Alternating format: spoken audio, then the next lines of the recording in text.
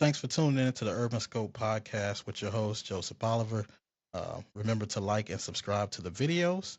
Um, Today, we'll be discussing um, the value that you place on yourself, specifically with DJ Vlad earlier posted or came out and said that Marlon Wayans requested uh, a percentage of his future business as well as $40,000 for an interview.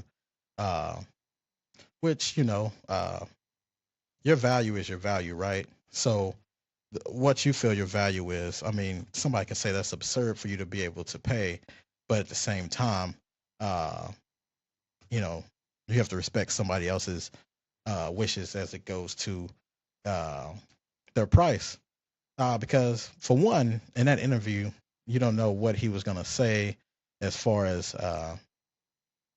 that would have been record breaking or kind of like the Cat Williams interview. He could have said some stuff that would have gave Vlad A plus material, something that broke the internet. After the Cat Williams interview, everybody's looking for that interview now to take them over the top, to take them to that next level.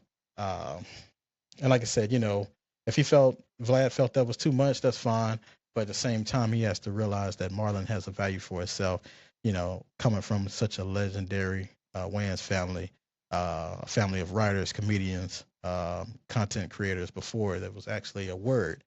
Uh, so I don't know. I just felt in a way that um, it wasn't professional for Vlad to put that out there and say, how much he asked for and what percentages he asked for.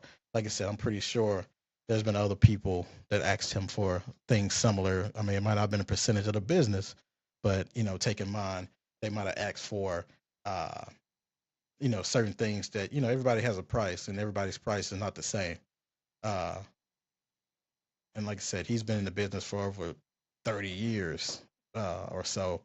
So his value is he sees his value as a little bit more than people now. Because like I said, he came up in an era where you had to go to comedy clubs and you had to actually get with a film company.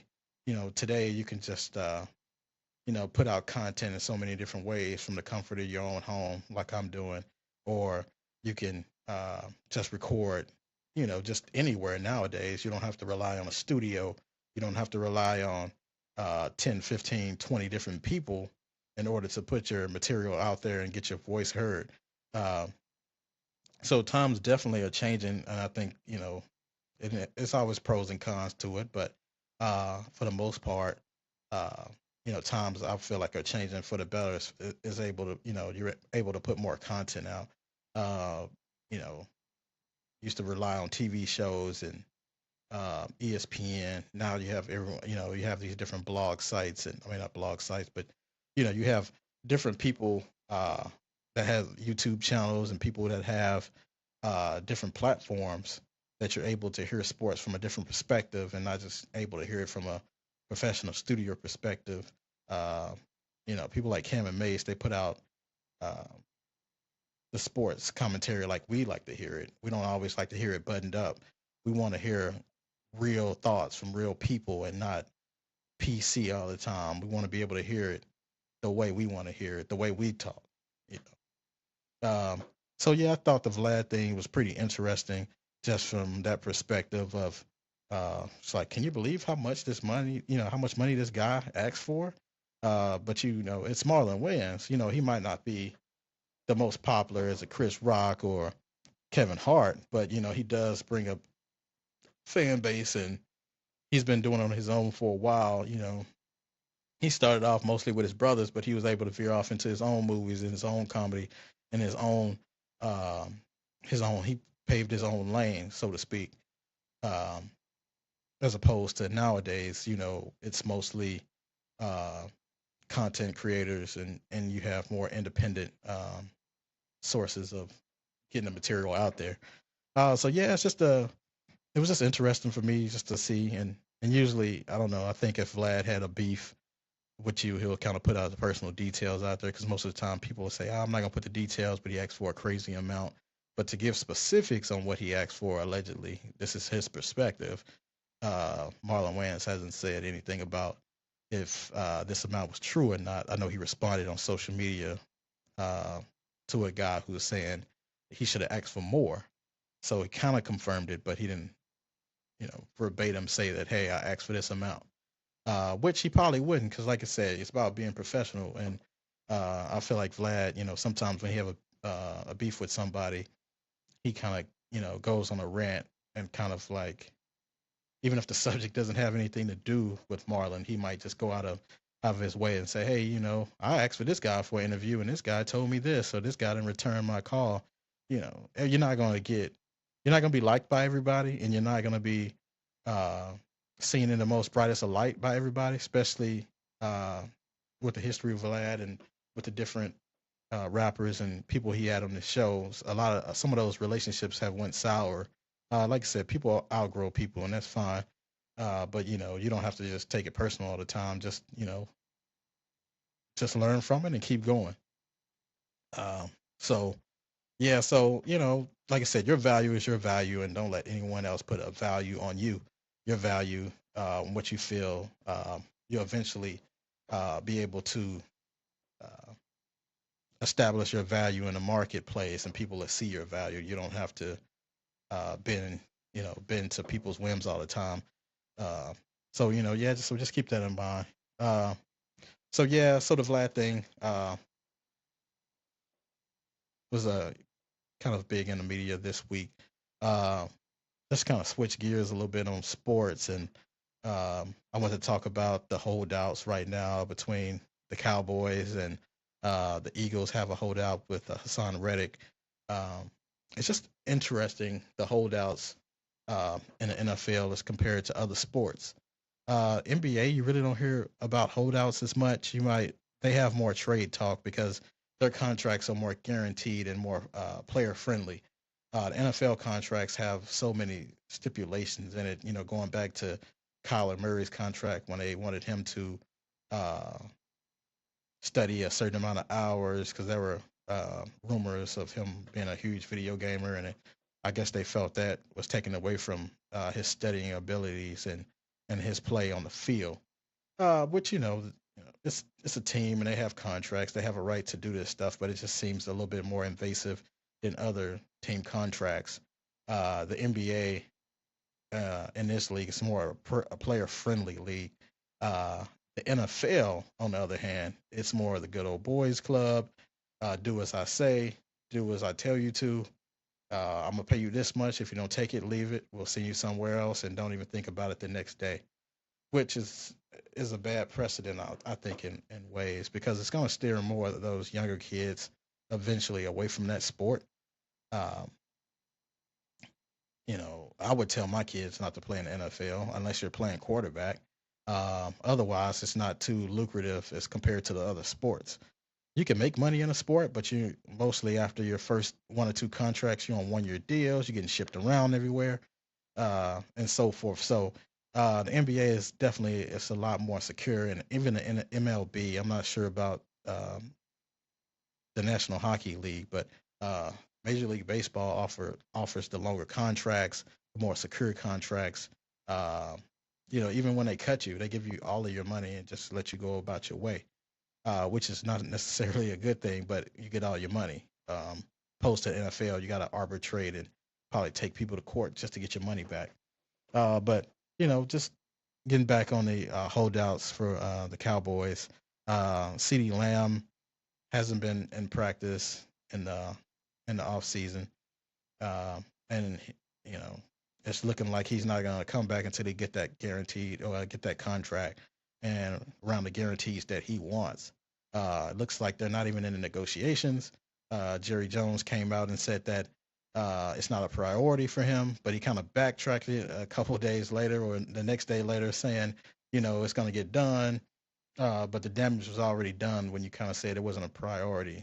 And CeeDee Lamb, responded to it just with an LOL, pretty much saying, okay, you know, if you guys don't want to take this serious and I'm a joke, my money's not a joke, and I got a family to provide for. He's eventually going to be looking for a life after Dallas because like I said, Dallas is not the only team in the league.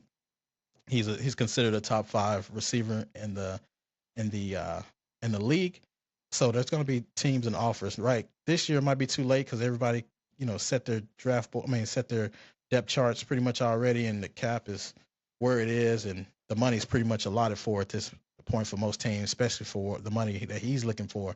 But next year, it's definitely going to be a market for him.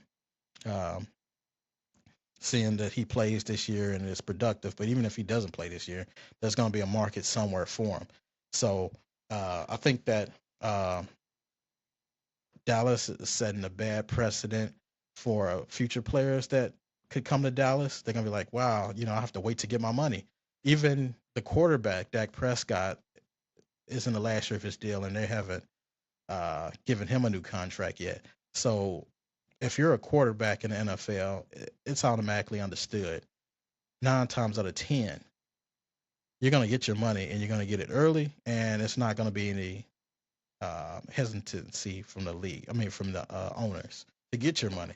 But this is kind of sending a message to Dak saying, hey, this is a 1 year prove it deal. If you can get us farther than where you haven't been able to get us in the past, then we can possibly offer you a contract. But if not, we're going to be looking to move on, which at this point, I mean, Dak is who he is.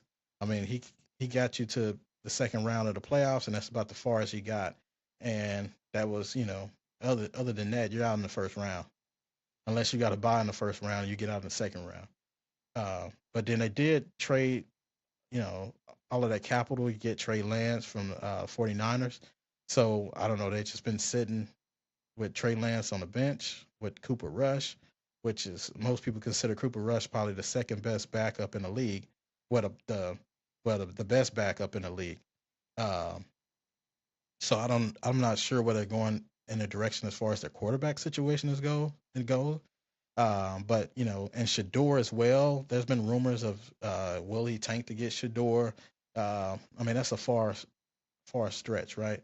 Because they would need like a top five pick, and Dallas with their roster, the way it's assembled, shouldn't ever be able to get a top five pick unless they traded for somebody and got they traded somebody and got that pick, but that's not realistic.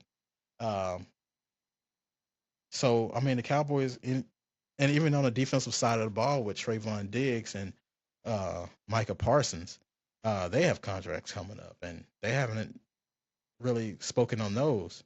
So you have four people to pay, and all of these players are going to want top dollar because they're top of their positions. Um, you're pretty much looking for a disaster because you can't pay everybody, especially not at the same time. So, but I feel like it's unfair to the players that you waited all the way towards, you could have told these players this in February. The season's been over since, January. If you didn't have plans on bringing these players back, you could have told them, and they could have found a market for themselves. You could have traded these players and got some capital back, got some draft picks, got another player. Uh, but like I said, it seems like Dallas is not in the business of paying players. So as a result, they're not in the business of winning anymore either because they have such a strong fan base that they haven't won, Super Bowl in 30 years, and they haven't been outside of the playoffs second round in 30 years, but they still have sold out games. Fans are still going to buy the merchandise. They're still going to buy concessions. They're still going to show out in support for the team.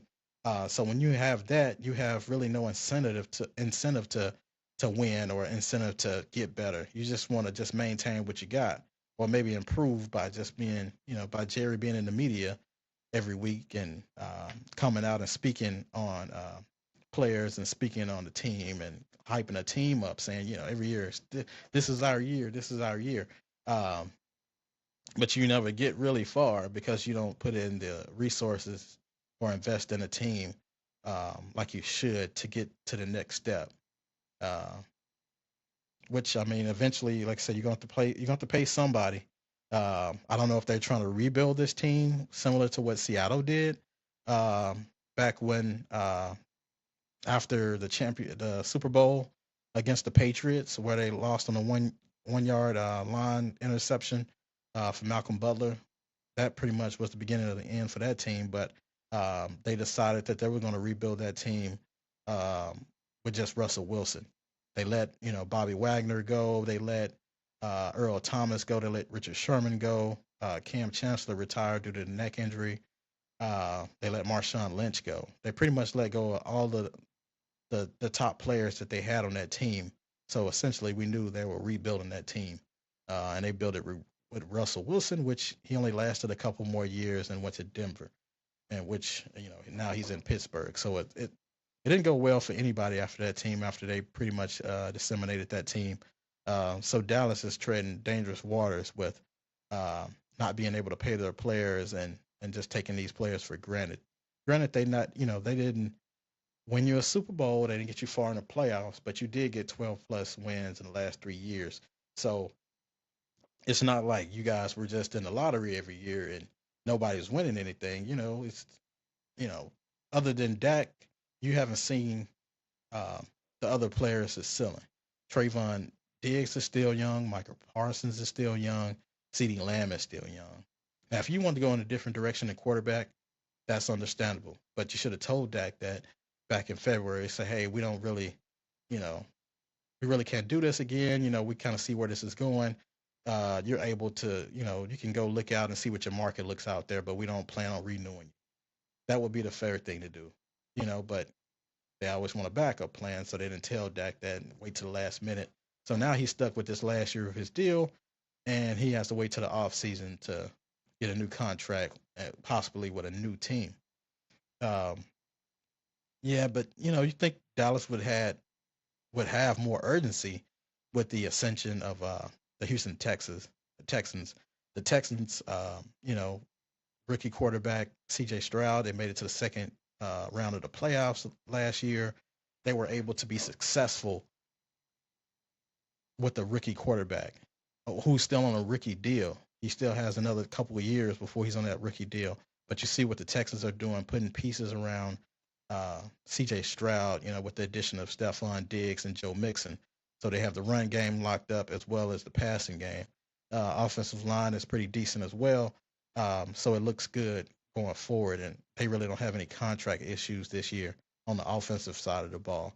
Uh, so uh, Dallas is pretty fortunate to have the strong fan base that they have because, in most states, if you had two teams and one of the teams were kind of slacking as far as progression, most people, most teams would have, most of the fans would have kind of shifted down to that Houston, Texas team. But Dallas has such a strong fan base and core that their fans are pretty loyal. So I don't know what it'll take for them to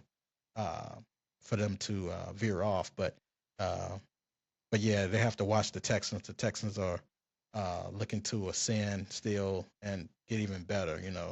With the rookie quarterback, he's gonna get better and better and better. So if they can find the right pieces around them, they should. It'll be something to look out for. But just in closing, Dallas, just have to be careful with the players that you have, and to make sure that you're trying to progress and what you're trying, the direction you're trying to go. Because, like I said, right now we don't know the direction. We're not sure what direction you guys are trying to go in because it looks like you guys are just spinning in circles and not trying to figure out how to make that next step towards the Super Bowl. All right. Well, thanks for tuning in to the Urban Scope podcast with Joseph Oliver. Remember to like and subscribe to the videos. Peace.